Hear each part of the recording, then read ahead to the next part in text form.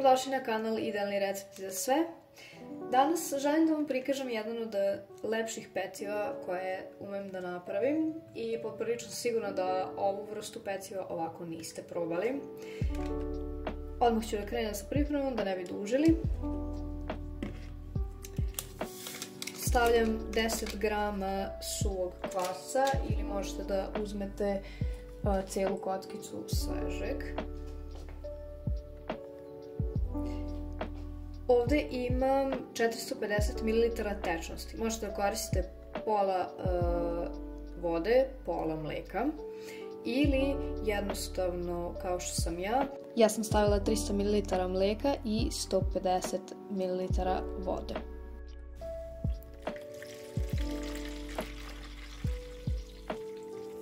Neću iskoristiti sve, ostavit ću jedno 3-4 kašike, to će nam trebati. I tu ću dodati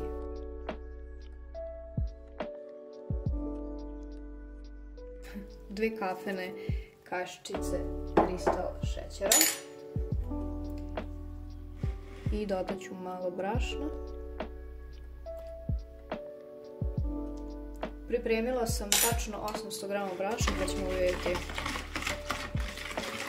Kazat ću vam kako testo treba da bude.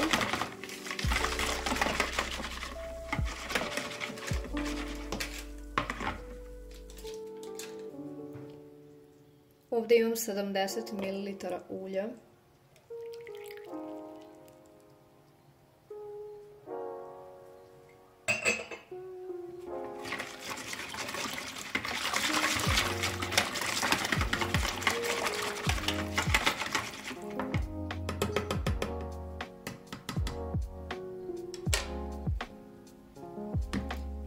Sada ću dodati malo brašna. I dodat ću malo puniju jednu kafenu kašičicu soli. I na to ću dodati još malo brašna, samo malo.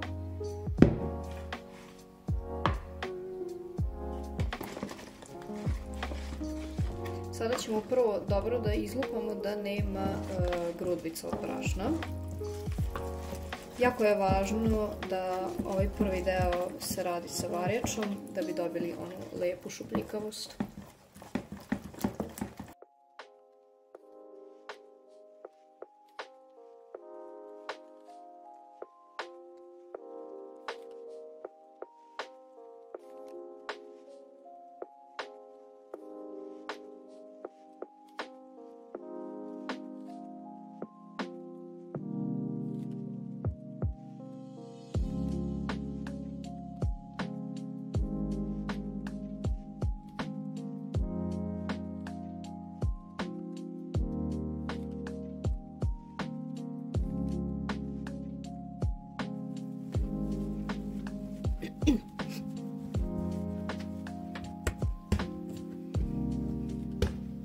Evo ga, testo je spremno.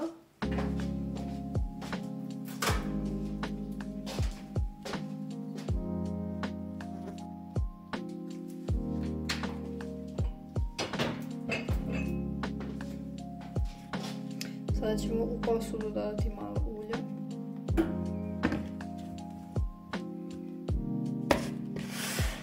I ovdje ćemo dodati malo ulja.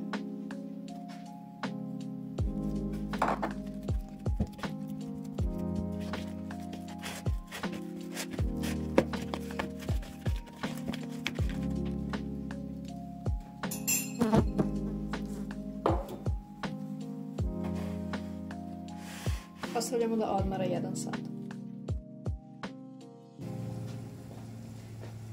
Odmah ću da površnim radnu površinu.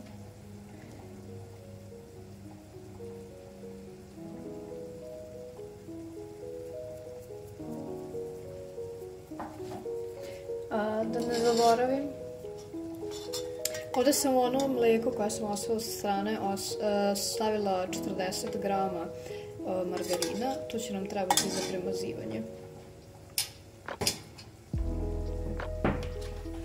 Evo kako nam testo izgleda.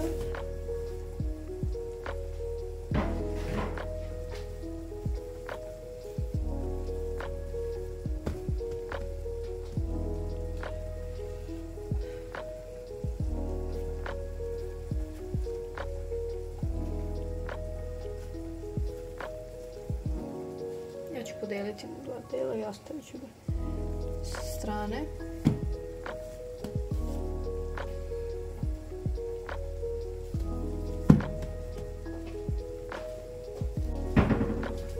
Sada ćemo da se potrudimo da razvučemo u pravougaonom obliku testo.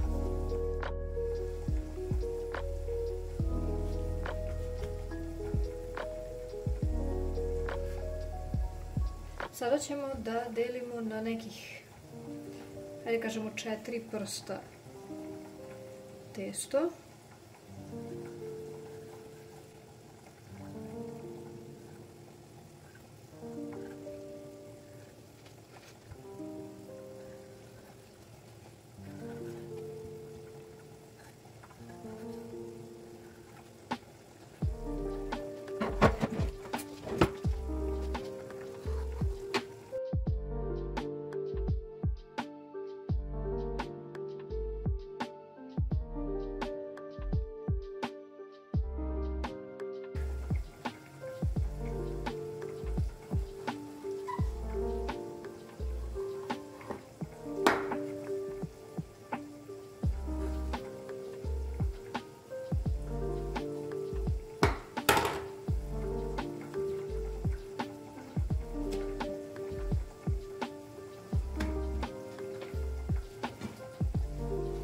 Ja ovdje imam najobičniji miks.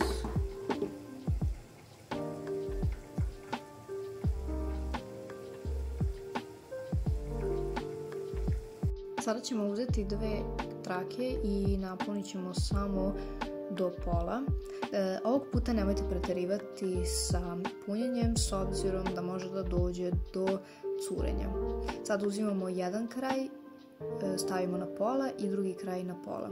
Blago pritisnuti krajeve koje smo spojili, obavezno zatvoriti i stranice. Sa prstima blago ćemo posle da malo rastanjimo punjeni deo. Napunit ćemo još jednu, a treća će biti prazna.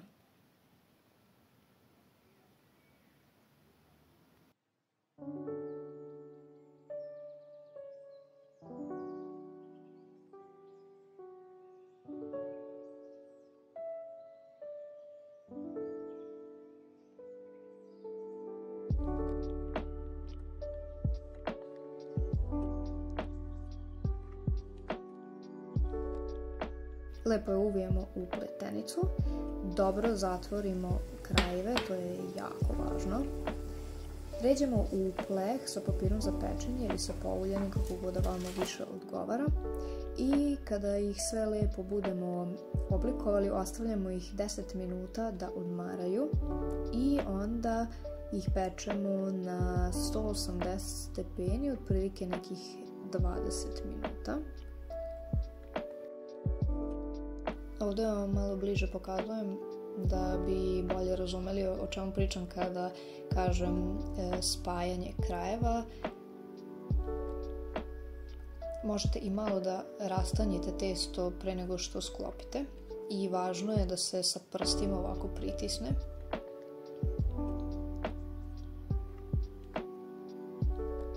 Možete i ovako da ih pravite prazne, iako su lepe šare kada se ispeku. Slobodno probajte, bit ćete iznenađeni sa rezultatima, zaista je jako lepo i dekorativno, može da posluži za zanimljive rođendanske žurke, nove godine i slične proslave. Obavezno ih probajte i napravite, zaista ćete biti oduševljeni.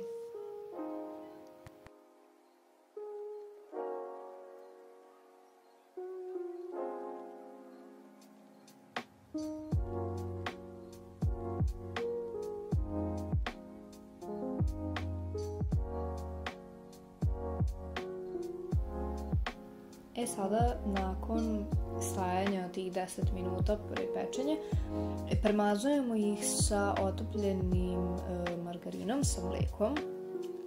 To je nekako obavezno, bilo bi super da to ne preskočite, ali možete da koristite puter umesto margarina ili neki namaz koji volite. I ono što sam zaboravila da vam kažem jeste da otprilike od ove količine možete da dobijete od 12 do 14 komada. Moje su jako velike, kao što vidite zauzele su ceo pleh i ja sam dobila 12 komada. Sada kada ih premažemo, odmah ih stavljamo u zagrejanu urinu na 180 stepeni. Od 15 do 18 minuta će trajati pečenje. Vidimo se kada bude bilo gotovo. Evo ih.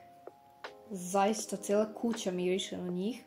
Možete da punite i sa sirom, ako ne želite ili ne volite pizza punjenje kao što sam ja to iskoristila. A i naravno u onom najčešćem slučaju mogu biti i prazne, ali zaista punjene su savršene. To bi bilo to za ovaj video. Nadam se da ste uživali i nadam se da vam se dopada. I naravno nadam se da ćete ih probati. Zaista nije teško da se naprave, možda izgleda tako, ali nije. Čim budete probali, to ćete i sami uvideti.